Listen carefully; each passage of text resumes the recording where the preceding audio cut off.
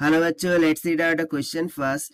Find the relation between the group velocity u and the phase velocity v for the following dispersion laws. So यहाँ पर हमें relation find करना है group velocity u और phase velocity v के between में. For this dispersion law of v varies to 1 by omega square. जहाँ पर lambda k and omega are the wavelengths, wave number and the angular frequency है, ये हमें बोल रखा है. तो चलिए start करते हैं हम solution से.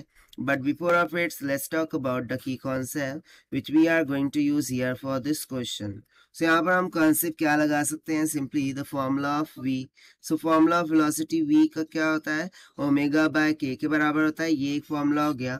और उसके बाद एक और formula होता है, that is v is equals to c by omega का square.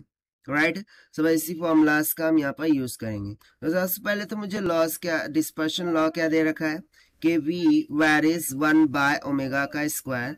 बेसिकली ये वैरीज कर रहा है with respect to some constant. So वो कांस्टेंट क्या होता है? वो कांस्टेंट यही तो होता है c, that is speed of light in vacuum 3 metre per second के बराबर. सो यहाँ से मैं v को क्या लिख सकता हूँ? v will be equals to c by omega का स्क्वायर के बराबर.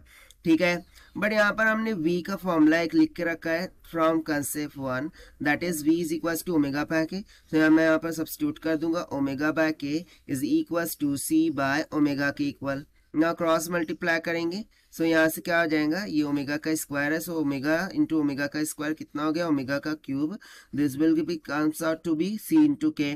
मैं अब दोनों तरफ क्या करता हूँ? क्यूब रूट ले लेता हूँ. सो यहाँ से cube and cube root cut जाएगा. So omega will be equals to c raise to power 1/3 and k raise to power 1/3 हो जाएगा.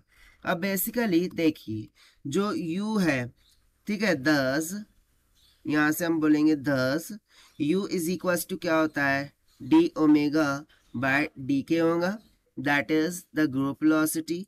So this will comes out. इसको डिफरेंशिएट करेंगे विथ रिस्पेक्ट टू के. सो c रेस टू 1/3 तो constant है और ये हो जाएगा 1/3. 1/3 माइनस का 1, सो 3 1 3, 1 माइनस 3 कितना हो जाएगा? -2/3, यानी कि k raise to minus of 2/3 आ जाएगा. सो यहाँ से देखिए मुझे क्या मिल जाता है?